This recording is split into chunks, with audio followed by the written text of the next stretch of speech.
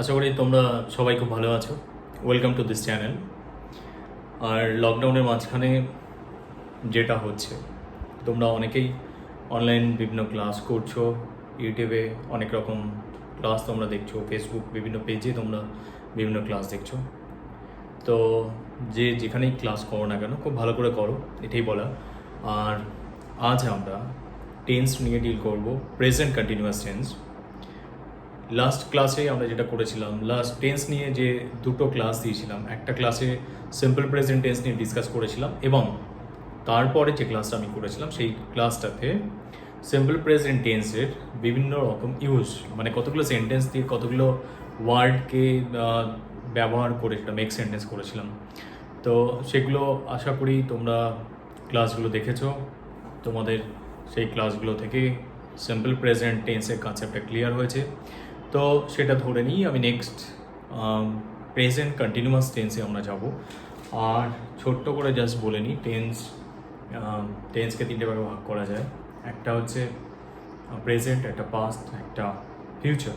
Present, past, future এই টেন্সগুলোকে আবার আমরা চারটে ভাগে ভাগ করতে পারি।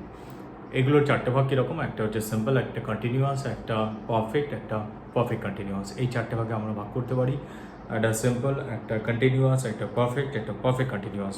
তো টোটাল আমরা 12টা ভাগ পাই, 12টা টেন্স আমরা পাই।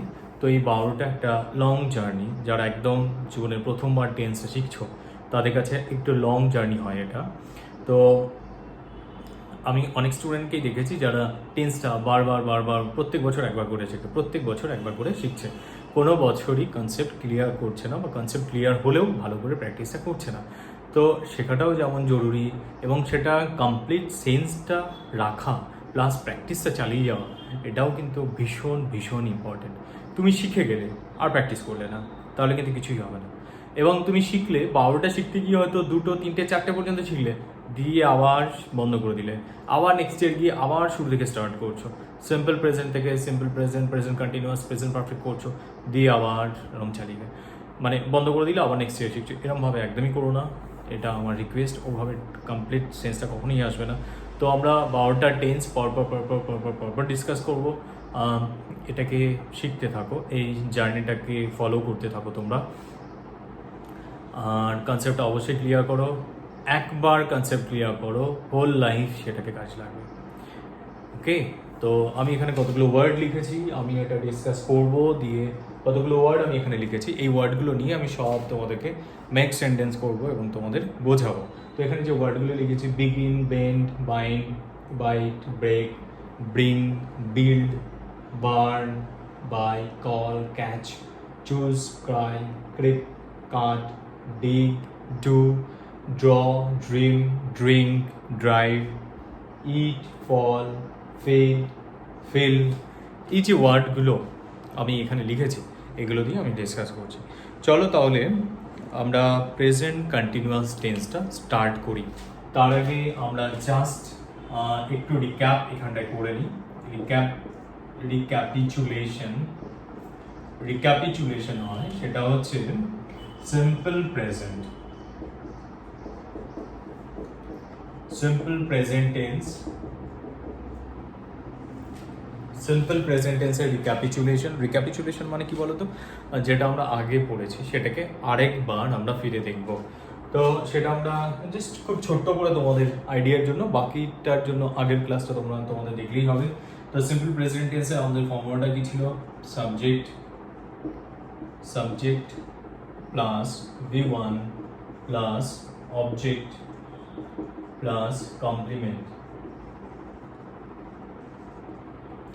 Subject plus V1 plus object plus complement, এটা সিম্পল প্রেজেন্ট টেন্সের ফর্মুলা আমাদের ছিল। আমরা এরকমভাবে করেছি যে the students go to school every day. তো আমরা কি পেলাম, the students go to school every day. স্টুডেন্টরা প্রত্যেক দিন স্কুলে যায়। The students go to school every day, স্টুডেন্টরা প্রত্যেক দিন স্কুলে যায়। তাহলে এই জিনিসটা আমরা যেমন পেয়েছিলাম সিম্পল প্রেজেন্ট টেন্স ব্যবহার করেছিলাম, এবং সাবজেক্টটা যদি থার্ড পারসন সিঙ্গুলার নাম্বার হয় তাহলে আমরা তখন কি দেখেছিলাম, সাবজেক্টটা if the subject is third person singular number then we need to add S or ES with the main verb. The student goes to school regularly। তো এটা স্টুডেন্টস ছিল, গো ছিল, এটা স্টুডেন্ট আছে, তো এটা গো ভার্বের সাথে আমরা ইএস অ্যাড করলাম। এস অ্যাড করতে হয় বা ইএস অ্যাড করতে হয়, তো গো ভার্বের সাথে আমরা ইএস অ্যাড করলাম। তাহলে আমরা প্রেজেন্ট কন্টিনিউয়াসে ফিরে আসি এখানে। তো present continuous tense, let me write some sentences. I am going to school now. The boys are playing football. I am going to school now. The boys are playing football. ছেলেরা football খেলছে। তাহলে এখানটায় আমরা ফর্মুলাটা এখান থেকে আমরা derive করব। What is the formula? The formula is subject see আইটা এখানে সাবজেক্ট, দ্য বয়েজ এখানে সাবজেক্ট হচ্ছে the boys, subject plus am is are plus v1 plus ing plus object plus complement. খুব সিম্পল, কি বললাম, subject plus am is are plus v1 plus ING plus object plus complement. তাহলে এই ফর্মুলাটা আমরা এখান থেকে পেলাম। ফর্মুলাটা পাওয়ার পর আমাদের যে কাজটা হবে সেটা ভালো করে বুঝে নেওয়া। এখানে যে সাবজেক্ট প্লাস এম ইজ আর, তাহলে যেটা যখন সাবজেক্ট হবে সেই অনুযায়ী সেটা অনুযায়ী আমরা এম ইজ আর বসাবো। সাবজেক্টটা যদি আই হয় তাহলে আমরা এম বসাবো। ওকে, when the subject is I তো we need to place am। তাহলে বাকি বেশিরভাগগুলোর ক্ষেত্রেই তুমি ধরো উইটা যদি সাবজেক্ট থাকে তাহলে আর, ইউ সিঙ্গুলার হলেও আর, ইউ প্লুরাল হলেও আর। বোঝা যাচ্ছে? I am, we are, you are, you are, এটা সিঙ্গুলার তুমি, আর এটা হচ্ছে প্লুরাল তোমরা। তাহলে এটা বোঝা যাচ্ছে যদি দে হয় তার মানে কি থার্ড পারসন প্লুরাল, সেখানেও কিন্তু আমাদেরকে আর করতে হবে, আরটাকে আমাদেরকে ইউজ করতে হবে। তাহলে ইজটা কোথায় আসবে? সবই তো আমরা করে ফেলছি। ইজটা থার্ড পারসন সিঙ্গুলার যদি হয়, third person singular, third person singular number, তো ইসে যদি থার্ড পারসন সিঙ্গুলার নাম্বার হয় তাহলেই আমরা সাবজেক্টের পর ইজটা বসাবো। কেমন?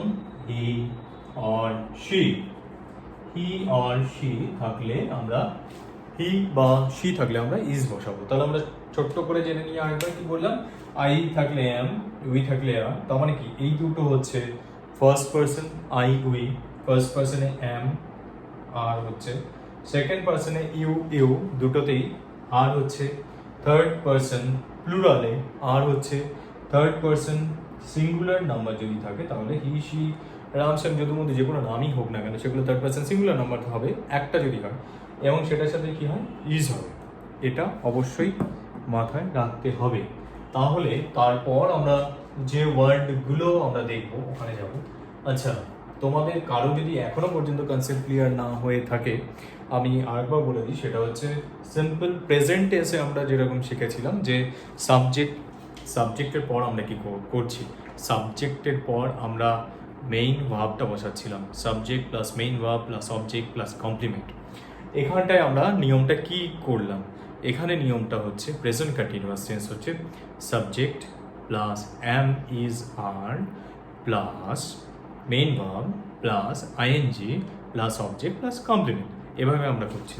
তাহলে এখানে দেখো, তাই এরপর আমরা যেটা করবো সেটা হচ্ছে এই ওয়ার্ডগুলো দিয়ে আমরা সেন্টেন্স বানিয়ে সেটাকে ডিসকাস করছি, যাতে তোমাদের কনসেপ্টটা, বাকি কনসেপ্টটা পুরোপুরি ক্লিয়ার হয়। তাহলে এখানে ফার্স্ট যে ওয়ার্ডটা আছে, ফার্স্ট ওয়ার্ডটা কি আছে? বিগিন। ফার্স্ট ওয়ার্ডটা আছে তোমার এখানে বিগিন, BEGIN। তাহলে ফার্স্ট ওয়ার্ডটা বিগিন। বিগিন যদি থাকে তাহলে আমরা কি করছি? বিগিন মানে কি? বিগিন মানে হচ্ছে আরম্ভ করা। তাহলে আরম্ভ করা যদি মানেটা হয় বিগিন, দেখো, they are beginning, they are beginning the project, তারা তাদের প্রজেক্টটা বিগিন করলো, তারা তাদের প্রজেক্টটা স্টার্ট করলো, they are beginning the project. Okay, এরকম একটা সেন্টেন্স লিখতে পারো। বা আরম্ভ করলো, they are beginning a new journey, they are starting a new journey, a new day is beginning.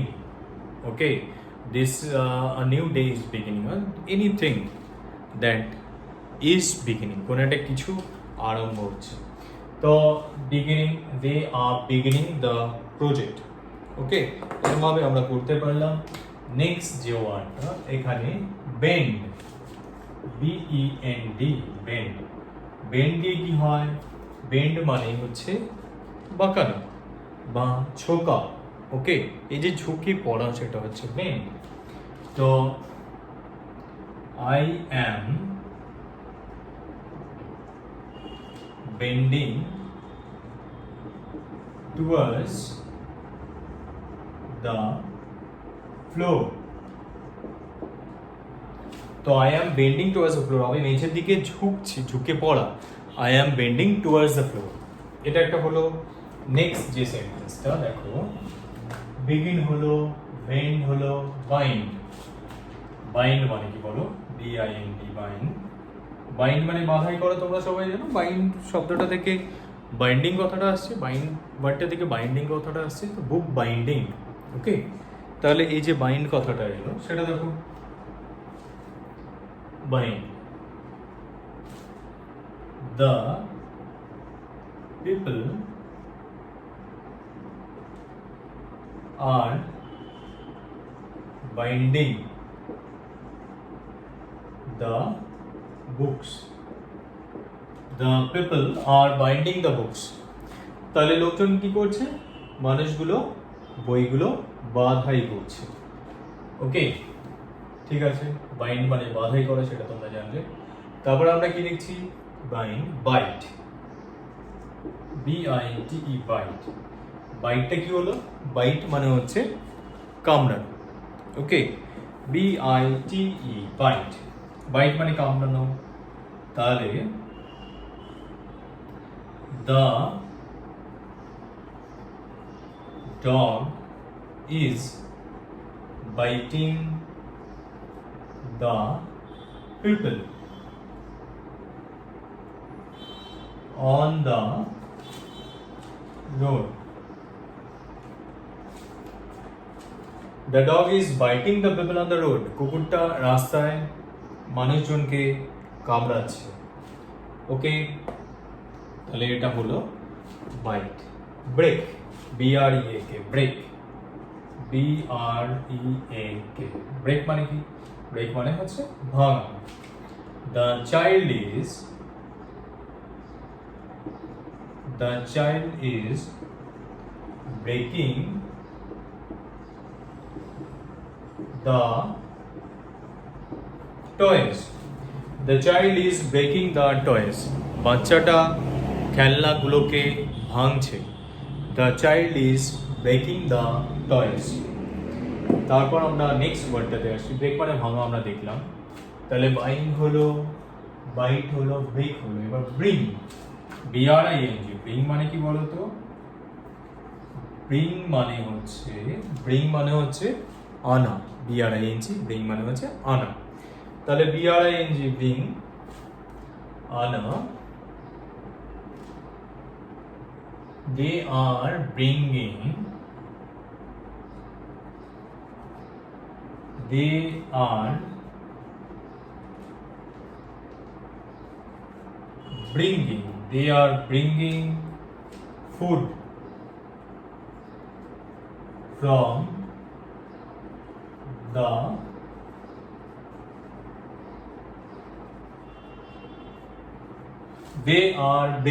food from the restaurant. তাহলে কি পেলাম আমরা? they are bringing food from the restaurant. তারা রেস্টুরেন্ট থেকে খাবার নিয়ে আসছে, ঠিক আছে। তারপর দেখো bring এর পর আসছে build, build, build মানে হচ্ছে তৈরি করা, build, build। তাহলে the machines are building a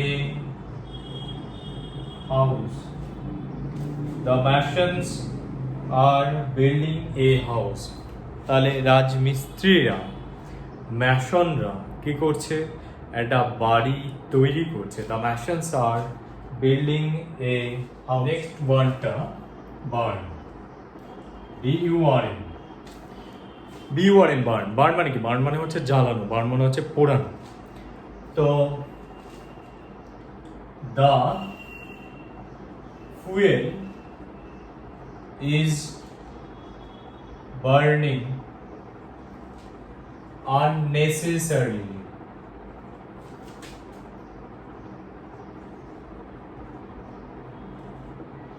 UNNECESSARILY, unnecessarily মানে উইদাউট নেসেসিটি, কোনো কারণ ছাড়াই ফুয়েল বার্ন করছে, কোনো কারণ ছাড়াই ফুয়েল জ্বলছে, মানে আগুনটা জ্বলছে। আননেসেসারি মানে কোনো দরকারই নেই, মানে কেউ জ্বালিয়েছে নিশ্চয়ই, জ্বলছে। তারপরের ওয়ার্ডটা, নেক্সট ওয়ার্ডটা বাই, BUY, বাই মানে কি? কেনা। Buy the men are buying vegetables. The men are buying fresh vegetables from the farmer. Why? The men are buying fresh vegetables from the farmer. তাহলে কি হলো? মানুষ ফ্রেশ ভেজিটেবল, ফার্মারের কাছ থেকে ফ্রেশ ভেজিটেবল কিনছে ওই লোকগুলো। তো বাই, তারপর হচ্ছে তোমার কল, CALL, কল। কল মানে কি বলো? কল মানে হচ্ছে ডাকা, কল মানে হচ্ছে ফোন করা। Suppose I am calling you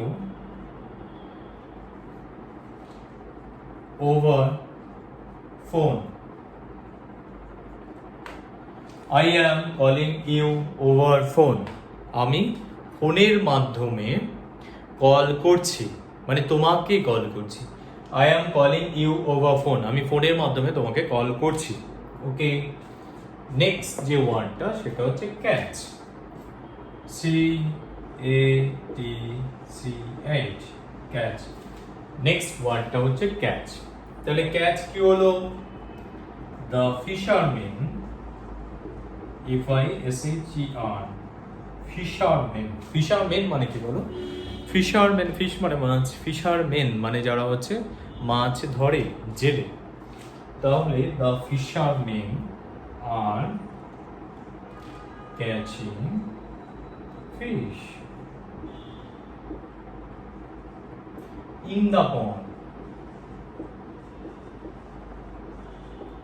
পুকুরে মাছ ধরছে। The fishermen are catching fish in the pond. Fisherman কি করছে? পুকুরে মাছ ধরছে। The fishermen are catching fish in the pond. তাহলে নেক্সট ওয়ার্ড ক্যাচের পর কি আসছে? Choose, CHOOS, choose. চুজ যে ওয়ার্ডটা আসছে, চুজ মানে কি? চুজ মানে হচ্ছে পছন্দ করা। চুজ মানে হচ্ছে পছন্দ করা। I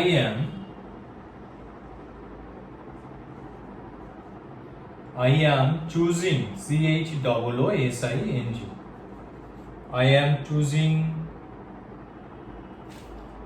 I am choosing the best shirt. I am choosing the best shirt from the shop. আমি দোকানটা থেকে বেস্ট শার্টটা আমি পছন্দ করছি। I am choosing the best shirt from the shop. Okay, I am choosing the best shirt from the shop. তারপর চুজের পর আসছে cry. The baby cry মানে তো আর বলছি না, cry মানে সবাই জানো, কান্না করা। The baby is crying. The baby is crying for its mother. The baby is crying for its mother. Baby কেন ইটস কেন করলাম? চাইল্ড, বেবি, এগুলো তো না তোমার ম্যাসকুলিন না তোমার ফেমিনিন, তার জন্য কি হয়, এটা হচ্ছে crying for his mother, it's বলছি আমরা। ওকে, তো ক্রাই হলো। Next creep, CREEP, creep. Creep মানে তোমরা জানো, ক্রিপ মানে হচ্ছে হামাগুড়ি দিয়ে দিয়ে যাও। তাহলে একটা চাইল্ড নিয়ে খুব সুন্দর লেখা যায়, the child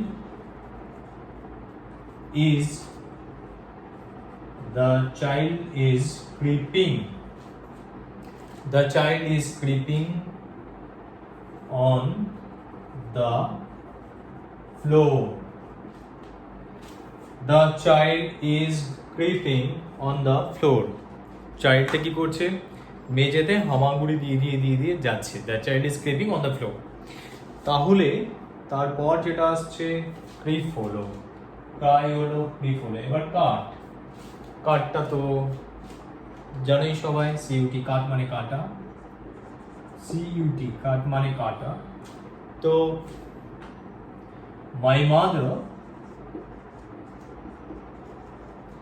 my mother is cutting vegetables now. My mother is cutting vegetables now. মা কি করছেন? এখন সবজি কাটছেন। হলো। নেক্সট যে ওয়ার্ডটা হচ্ছে সেটা হচ্ছে ডিগ। ডিগ মানে কি? ডিগ মানে হচ্ছে খোঁড়া বা খনন করা। DIG, dig. The farmers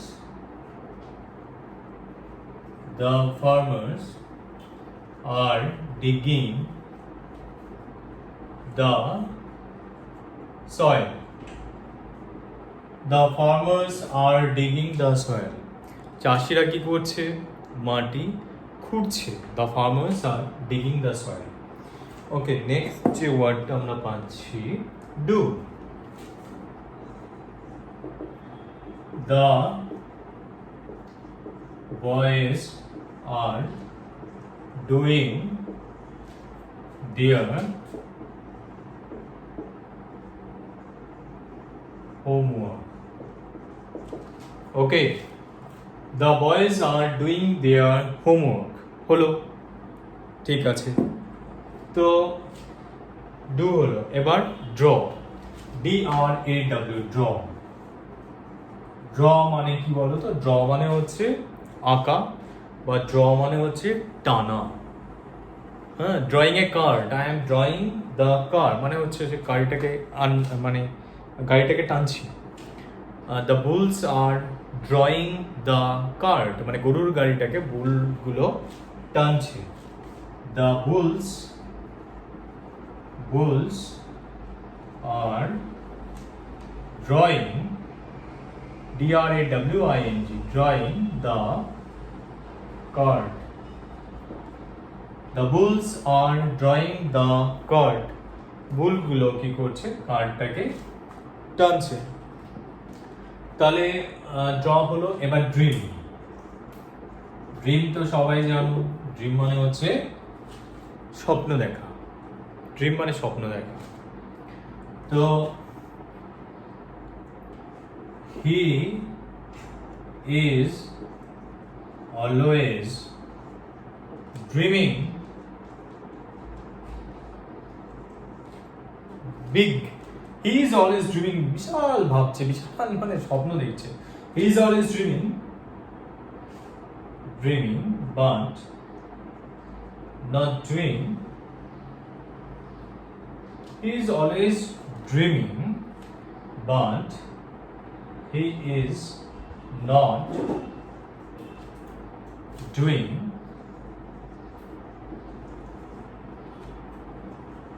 any work.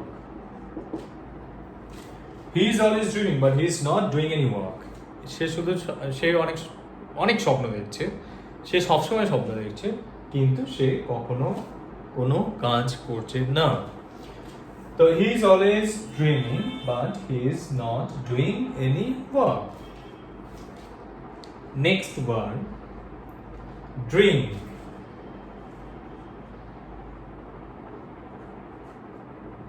Drink মানে পান করা। Drink, I am drinking water. Or they are drinking water.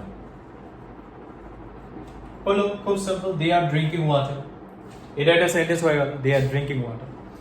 Next, ড্রিঙ্কের পর আসছে ড্রাইভ। ড্রাইভ মানে কি? ড্রাইভ মানে হচ্ছে চালানো। DRIVE, ড্রাইভ মানে হচ্ছে, ধরো ডি হয়ে গেল, ডু হয়ে গেল, ড্র, ড্রিম, ড্রিঙ্ক, এবার ড্রাইভ হচ্ছে।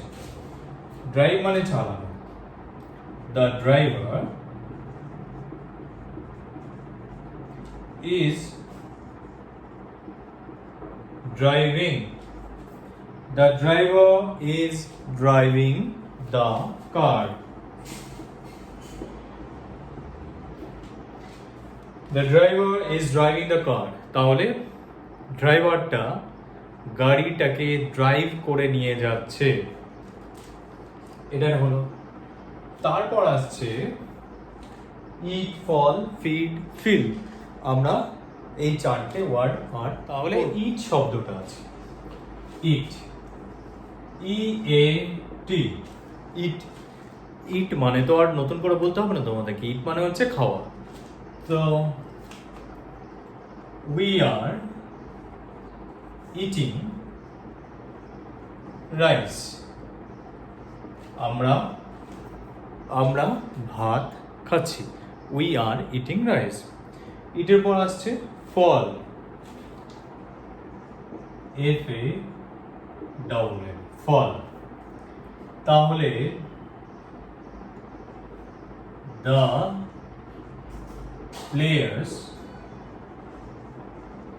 the players are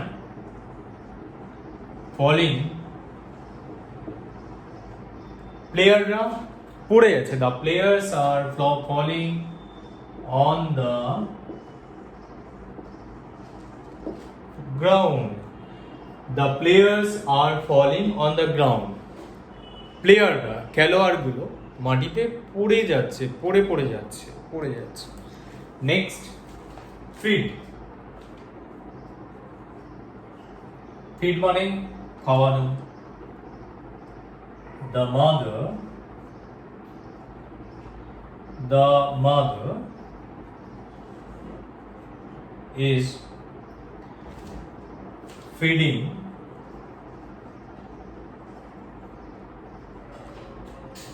her